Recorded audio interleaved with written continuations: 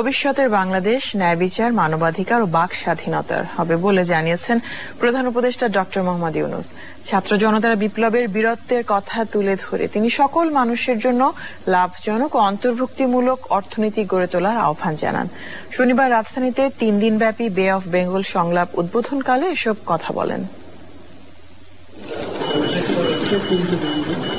শনিবার রাজধানীর একটি হোটেলে বঙ্গোপসাগর সংলাপের আয়োজন করে বেসরকারি গবেষণা প্রতিষ্ঠান centre for governance studies CGS। 3 দিনের এই সম্মেলন উদ্বোধন করেন প্রধান উপদেষ্টা ডক্টর মোহাম্মদ ইউনূস।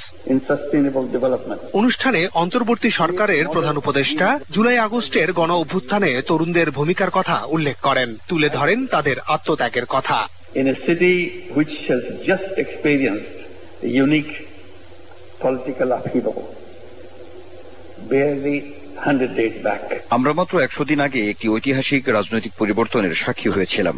এটি ছিল ছাত্র জনতার একটি বিপ্লব যা 16 বছর ধরে শাসন করা এক ফ্যাসিস্ট সরকারকে উৎখাত করেছে।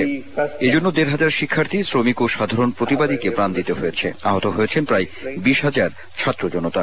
এই আন্তর্জাতিক সম্মেলনের মাধ্যমে তাদের প্রতি গভীর শ্রদ্ধা নিবেদন করি। This was a student-led revolution. অর্থনৈতিক বৈষম্য, সামাজিক অবিচার কিংবা জলবায়ু পরিবর্তনের ক্রমবর্ধমান হুমকি বড় বাধা বলে মন্তব্য করেন প্রধান উপদেষ্টা। ভবিষ্যতের বাংলাদেশ কেমন হবে তার ধারণাও দেন তিনি। দেশের লক্ষ লক্ষ মানুষ আজ পরিবর্তনের দাবি জানিয়েছে। মানবাধিকার, মত প্রকাশের স্বাধীনতা, ন্যায় বিচার ও অন্তর্ভুক্তিমূলক ভবিষ্যৎ করার জন্য সবাই ঐক্যবদ্ধ। ভবিষ্যতের বাংলাদেশ হবে ন্যায় বিচার, মানবাধিকার ও বাক স্বাধীনতার।